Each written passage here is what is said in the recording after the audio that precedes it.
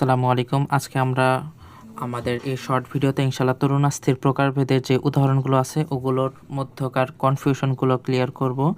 তো আমরা জানি তরুণাস্থির টোটাল 4 প্রকার: 1 স্বচ্ছ বা হায়ালিন, 2 স্থিতিস্থাপক বা পিততন্তুময়, 3 শ্বেততন্তুময়, আর 4 চূর্ণময় বা ক্যালসিফাইড। তো প্রথমে যদি আমরা এই চূর্ণময় বা ক্যালসিফাইডটা মনে রাখতে পারি, এটা আমরা সবাই মনে রাখতে পারি। এটা হচ্ছে হিউমেরাস প্লাস ফিমারের মস্তক, ফিমারের মস্তক। এরপর আমরা মনে রাখবো হচ্ছে স্থিতিস্থাপক বা পিততন্তুময়। এটার ক্ষেত্রে আমরা ট্রিপলি দিয়ে মনে রাখতে পারি। এটা ট্রিপলির মধ্যে হচ্ছে আমরা জানি স্থিতিস্থাপককে ইংলিশ হচ্ছে ইলাস্টিক। আচ্ছা, প্রথম ইয়ের অর্থ দ্বারা আমরা কি বুঝতেছি? এটা হচ্ছে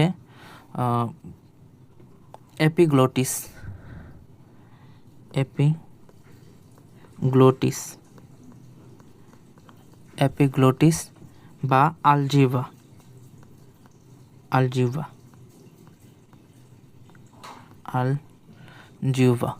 আর 2 নম্বরটা কি? 2 নম্বরটা আমরা মনে রাখতে পারি ইউস্টেশিয়ান নালী।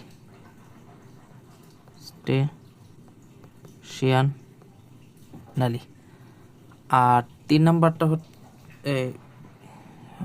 নম্বরটা মনে রাখতে পারি আমরা, এটা হচ্ছে এক্সটার্নাল এয়ার বা বহিকর্ণ।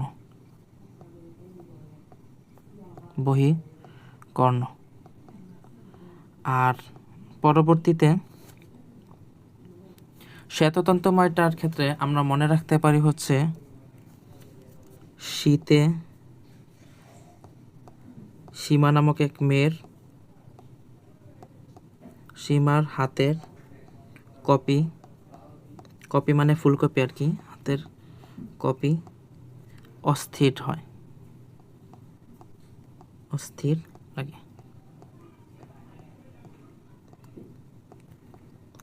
লাগে। তো শীতে বলতে আমরা বুঝতেছি শ্বেততন্তুময়,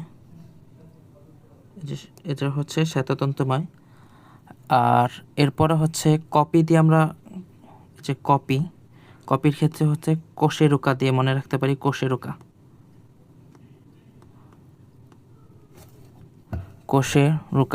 দুটি কোষেরুকার মধ্যবর্তী অঞ্চল রুকা। আচ্ছা, আর সীমা দিয়ে আমরা মনে রাখতে পারি হচ্ছে পিউবিক সিম্ফাইসিস,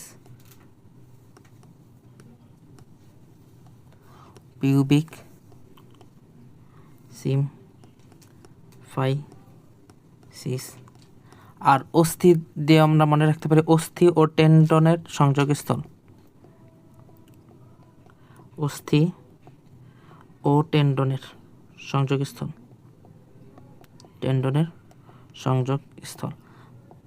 সংযোগস্থল। আর বাকি যেগুলো আছে সবগুলো আমরা মনে রাখবো যে স্বচ্ছ বা হায়ালিন।